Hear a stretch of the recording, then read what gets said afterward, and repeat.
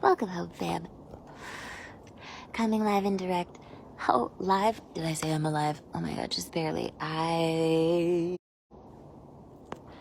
Welcome home, fam. Coming live and direct.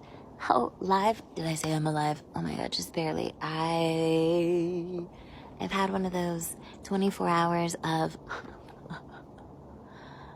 holy kicking my motherfucking ass.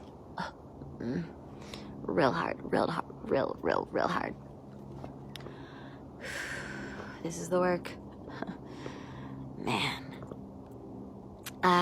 Which reminds me, I'm going to hopefully remember to talk about the epigenetics and the DNA altering of our characteristics and traits, because the things that I've been going through and witnessing it as it surfaces and tries to filter its way out of my fucking system, along with the motherfucking itty bitty like grains of sand of emotional and just everything, like contending with this shit, man, is no joke.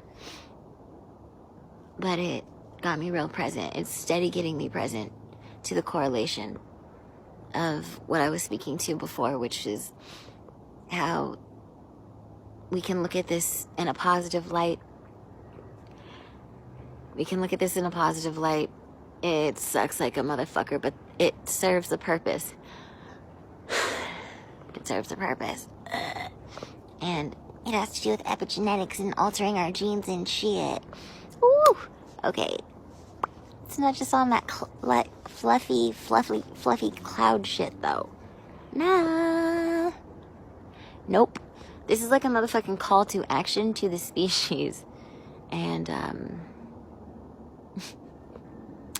the cosmos and Mother Nature are not fucking around. Alright, so, rough. Gnarly day. All the fun symptoms. And I got to do something for me. And so I do what I do. I've really been noticing the extremes of my behaviors, my conditioning of just being around people, noticing how I'm feeling and what actions I take, how I communicate, my habits. They're becoming even more clear to me of what feels necessary, my everyday way of being, and even being in my body, but having my observer super present, like watching how much I go out of my way to try not to exist around people, how often I hide and struggle and don't speak and, don't want my shadow to get in the way. Not my badass shadow scary stuff. I mean my shadow on the ground. You know what I mean? This thing. I don't want that to get in anyone's way. Along with other things. Tied to my worth, tied to what was allowed. I'm listening to the things that I'm saying. And it's sad. I have to disconnect from that girl for a second and be like, dude, I feel hella bad for that girl. You could just tell. Just little things like, goddamn. I mean, she acts hella cool and shit ain't shit, but you can tell by what she says and how she acts like her shit must have been fucked up, man. And it was. But I ain't original. Because the evil that we're facing is the evil in us. Straight up. So, I gotta do my thing, but on that note, I spent all day hiding and being frozen and paralyzed. Like for real, just stuck. That's one of the things. Can't move. Can't go anywhere. Mind is spinning. Nothing. Not inching to the left or right is a good decision. Running all the probabilities. Anxiety through the motherfucking root. Nervous system shot. Intrusive thoughts. Fucked up ass flashbacks. Emotional flashbacks. And straight up frozen. Paralysis. Can't do shit. Oh, no. So between that and just hiding. Yeah. So this goes along with it. There are things that I need to do in order for me to even be able to like remotely function. And most of those things have been taken off the table as possibilities. Like, for instance, creating art. I don't have supplies, I don't have whatever. You know, needing to just like play music hella loud and dance or whatever. And I'm sure Mickey wouldn't mind, but like, anyways. Or doing stuff like this where I go and compulsively collect things and walk for hours and hours and hours and hours and hours until my feet are swollen, because I'm moving the energy and I'm communing with motherfucking nature. Those things are essential, so I've been doing that, but then I like to do other things and put it to work. So it got late because I was having the feels, because holy shit, today was hard. Today was real hard. What is this shadow happening here? It looks like I have this like straight up line. Straight up line. But Mickey noticed. Even though I was locked up like a fucking vice grip. Are you okay? No. Not at all. She just grabbed onto me. Sat between her legs and she held on firm. She sat with me on the porch. And I cried. And that's what I had been battling for 24 hours. We don't cry. Every once in a while we do when we're exhausted and frustrated. But grief cry, pain cry, sadness cry, no, hell to the no. And we suffocate and drown inside. All of our energy being bled just at war, trying not to feel, but also to feel any number of the things that are just peeking one little pixel to the surface. And that was a trip. Just really being held, just like grabbed onto, and I was holding on so tight.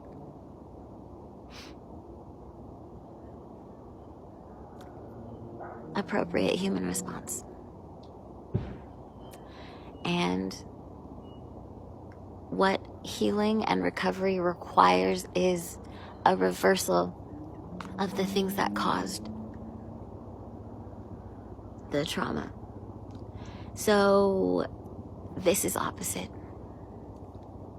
It's only been 3 years that it's taken me being in the company of somebody who sees me clearly fucked up, even though my super mask of like, I'm fucking dying and, you know, I got a good poker face when it comes to that, but also not. But she didn't let me get away. Head down and, you just probably tell. Fuck. I'm apparently not as invisible as everybody else has been treating me. But, part of the crazy making is your experience is what informs your reality. So that was just one of the many, many, many things that confused the fuck out of me and hurt like hell. That which is when I do express my emotion and I am clearly struggling, whether because you can see it or because I'm expressing it. Ain't nobody seemed to know how to do this.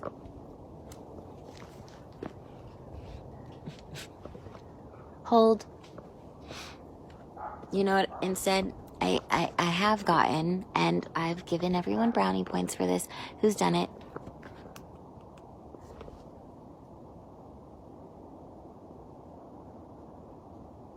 Like, I'm present, I'm here, I'm listening, I'm standing, I'm watching, I'm not acting, I'm not doing anything, I'm not speaking, I'm not doing anything to help ease that over there, but I'm here. I know you're here, but you feel like a voyeur instead of a support, and you're gonna make me thank you for it after. But thank you for standing here and letting me talk and throw out all those prompts and all of those deep emotional expressions, and y'all say the minimal or don't respond to the emotional shit, or any number of the things, and I'm still like, thanks. I think that counts for you as you being there and us connecting, but that was just me like talking about what I needed to talk about, or seeing if I had permission to have a feeling, or how would you respond to some of these words, descriptions, expressions of where I am. How are you going to respond to those? Well, if you don't, then nothing else comes out. But thank you. How much do I owe you? Anyway, so it's weird. It's weird. It was nice. And it wasn't crazy, and it didn't seem to take her long to figure out to do that. And it didn't seem to kill her, make her sick, crazy, or like lose a limb. She didn't have to sacrifice anything crazy. It didn't seem painful or disgusting for her to do it. So, hey, that's a reversal of my experience. And it may be once or twice, but it doesn't matter, because I'm gonna kill this motherfucking thing. I'm gonna kill this pain by taking care of myself. Baby steps. Holy moly. It was so uncomfortable to be held, but it also felt so good because it's totally what I needed. It's just weird that it felt weird. Foreign. Awkward. Kept apologizing, which she just reinforced naturally without me needing to coach her, ask her to reinforce not to be sorry and to say that I deserve it. She's fierce. She's firm. And loving. And she has great boundaries. And like I said, I'm experiencing someone be with me the way that I am and have been with other people. Like, yo, you just went through hell, and of course you can stay here. Of course I can hug you. Of course you can eat my food. And yes, you don't have to ask me, but I'll help you figure this impossible out. Rhea, you're really fucking strong. You're one of the strongest people I've ever met. She said this. She's older than me, and she's a fucking badass who's been through hell of shit. It's not to tip my hat. She was like, no, really, truly. And I was like, no. I don't feel strong at all. I'm scared as fuck. But those are the reinforcements. The unsolicited reinforcements.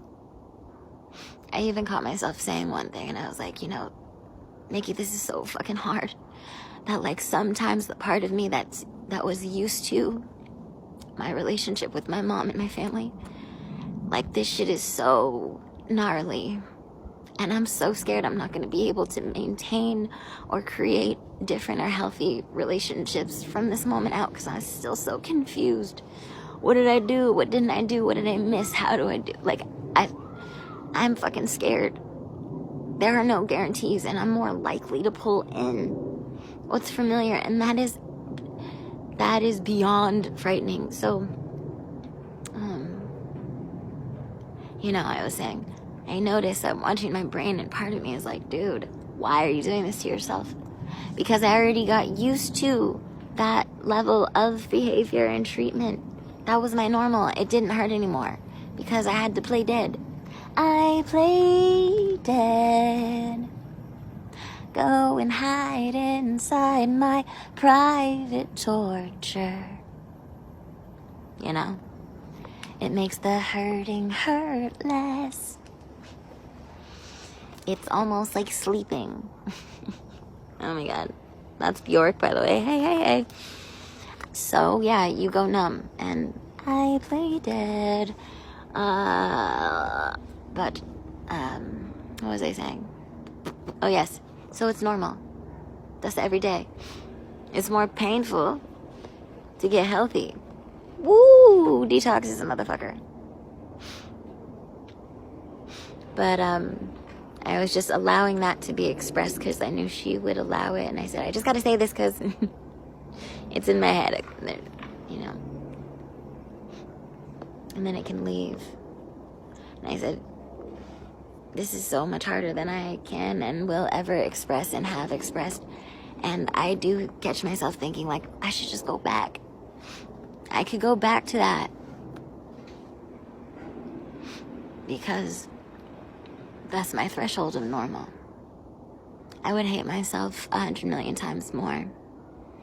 And it would be worse in a way because now that I've revealed to myself the true nature of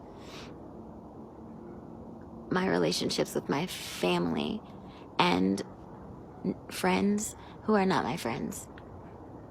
Because anybody who is choosing to interact and engage with my abusers, anyone, they're siding with my abuser. And that's not a friend. And that is not somebody that loves you. And today's the first day that I've said that without wanting to like backpedal. I do still want to backpedal a little bit and be like, it's not because I want to give people ultimatums and make them choose and you can do whatever you want to do. No. See, that's fucking gross. And a real person that cares about you would be like, yo, did you just say that your homegirl went to hang out with the dude that raped you and beat the shit out of you? I get you don't want to make her choose sides, but fuck that bitch and send her in the other direction. And don't let her be anywhere in my vicinity because I'll take a motherfucking baseball bat to her. That chick, she's friends with your fucking rapist. Fuck her. See?